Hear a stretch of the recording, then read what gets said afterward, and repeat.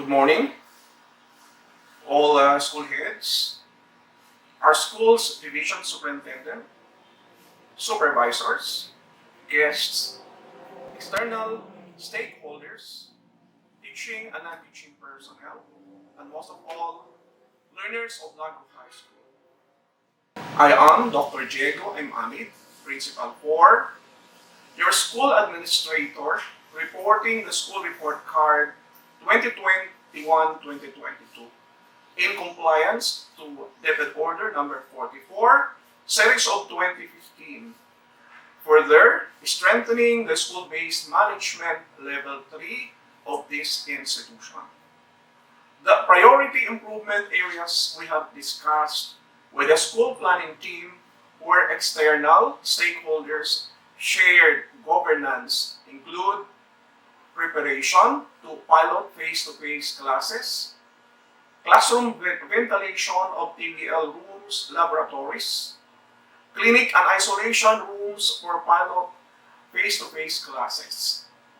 Drafted and properly submitted to the school planning team was the school report card of the 16 indicators we will share with you today to also update you of the school's efforts to cater to the needs of the learners. For the first indicator, enrollment. Increase of enrollment from school year 2018 to 2019 with a percentage of 16% from 2018 to 2022, indicating significant enrollment of senior high school. We would like to acknowledge the efforts of the senior high school faculty and staff. The junior high school learners remain enrolled with the modalities offered. We would like to commend the homeroom advisors for the constant reminders and cooperation with the learners and parents. On dropout ratio, Radius report on dropout rate was 1.507% in 2021, attributed to COVID-related issues, still below the division mean dropout rate of 5% due to the school's efforts to involve parents and guardians in facilitating learning each school year, further strengthened by homeroom advisors doing home visits. On promotion rate, since 2018, our promotion rate of 95.13% to 96.6% in 2019 to 2020 to 93.77% last school year, 2020-2021, with the reported cases transferred of residents due to COVID-related issues and other financial problems. On health and nutrition, previously reported health and nutrition data indicate 88.68% of student population were normal. 1.74% from the population were severely wasted and 0.46% were reported obese. The school assumed that with the students have improved nutrition and health status staying at home. With the pandemic that raised concern on the mental health status of learners since 2020, Ms. Lorena Castillo, our guidance advocate for senior high school, reported 262 mental health issues last year, and Mr. Remy Tayal reporting 4 mental health issues from grade 8 to grade 10, submitted and properly coordinated with LGUs and NGOs for intervention. On learners' materials module, Lagro High School provided soft and hard copies of supplementary learners' materials, SLM, learners' activity sheets, through subject area teachers in Google Classrooms provided by the school's division office. Subject areas also developed modules for classroom use, adapting the MELCs indicated in the revised curriculum from DepEd Order. On literacy level, our school have complied submitting PhilErie results and have constantly promoted reading programs, Project Alfred and Project Read with Ease for 5 years, encouraging learners to improve reading skills in Filipino and English. On NAT results, since the last 2018 results, the National Achievement Tests had not resumed testings in public schools nationwide. However, continuous improvement program stated in our annual implementation plans have continued improving numeracy skills, comprehension skills, and remediation programs by subject areas both in junior and senior high school. Learners-teacher ratio.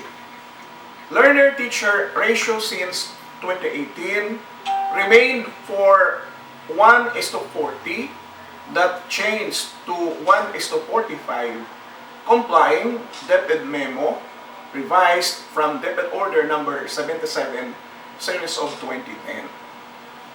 On learner classroom ratio, reported learner classroom ratio changed due to modality change of blended learning, where virtual classes of asynchronous and synchronous classes were implemented. On learner toilet ratio, when the school reported toilet ratio as the primary issue in previous school planning team meetings and SBM reports, pandemic gave opportunity for the school to build more comfort rooms, which resulted to improved learner toilet ratio from previous 457 to 1 male and 257 to 1 female learner to 336 is to male learner and 250 is to 1 female. A significant increase of 26% on male and 2.7% on female toilet ratio. This particularly addressed the concern of parents and on toilet and sanitation needs of learners and teachers even after the pandemic. Teachers' highest educational attainment.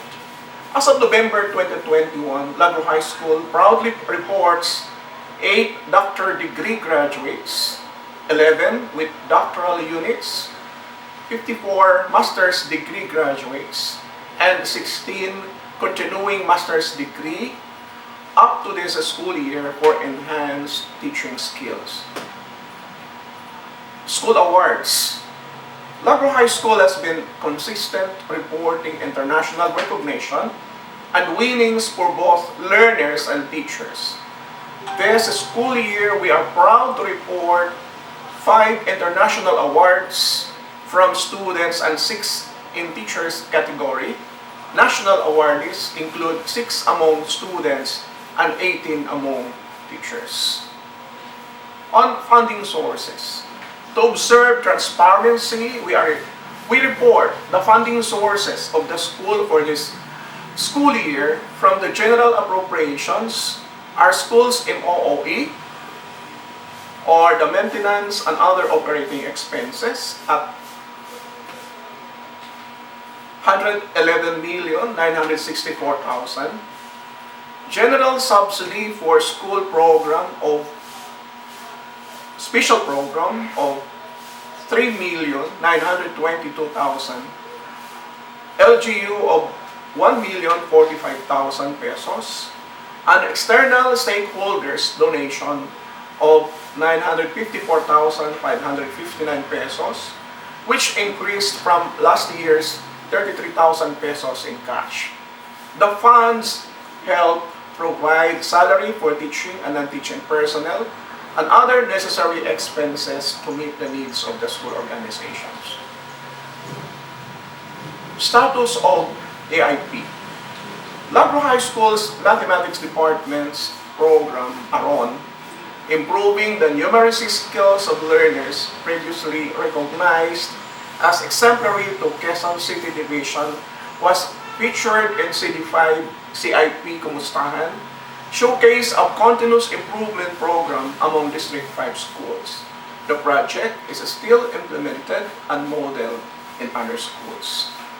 Project Alfred of Filipino Department and Project Read with Ease have also reported virtual reading programs practiced until the school year. Interventions on mental health issues include programs and projects of the Guidance and ASP Department to cater to the needs of learners, further properly coordinated to NGOs and LGUs. Stakeholders' participation. From the list of external stakeholders reported, new partners of Lagro High School providing scholarship for students, aside from the Grand Order of the Blue Rabbit, is Amare Jesus Maria Foundation Incorporated, providing a scholarship to 4 grade 12 students until college. Lagro High School had kept partnerships with previously reported external stakeholders, Tesla, Our Lady of Fatima, Starkey Foundation Incorporated for SPED students. Other new partners reported were Rich Bar Institute of Technical Schools, Sacred Heart of Academic Quezon City, PICPA, St. Louis de Marilac Training Center, Telstra. We also pride of 1 grade 10 student, Gabriel Mamanaw, in Saudi Arabia, enjoying Kennedy Lugar Youth Exchange and Study Program Scholarship. SBM level of practice. Regarding the face-to-face classes slated January 2022, or I may say pilot face-to-face classes, listen to the following updates previously agreed complying to the DepEd orders and IETF protocols. Lagro High School was among pilot the face-to-face with reported 100% fully vaccinated students and teachers. Only 97 students among senior high school TBL strand will be included in the pilot. Face-to-face, particularly SMAU, RACS, BIM, EPAS, and POCRI learners will be selected. Preparations and guidelines regarding the face-to-face classes is subject to change as per DOH and DepEd guidelines and updates. Lagro High School had conducted subsequent meetings to meet the requirements of the organization, ensuring the safety and health measures while complying to the need for face-to-face classes. With this, we need your support to address the immediate concerns of our priority improvement areas. Specifically, 1. Help us build well-ventilated classrooms, not just for the pilot face-to-face classes this January, but for the possibility of all learners to finally go back to their respective classrooms. 2. Please provide all learners and teachers necessary gadgets and connectivity to handle the needs of modalities offered in our school. These include laptops, tablets, and strong dedicated broadband network for virtual presentations and reports.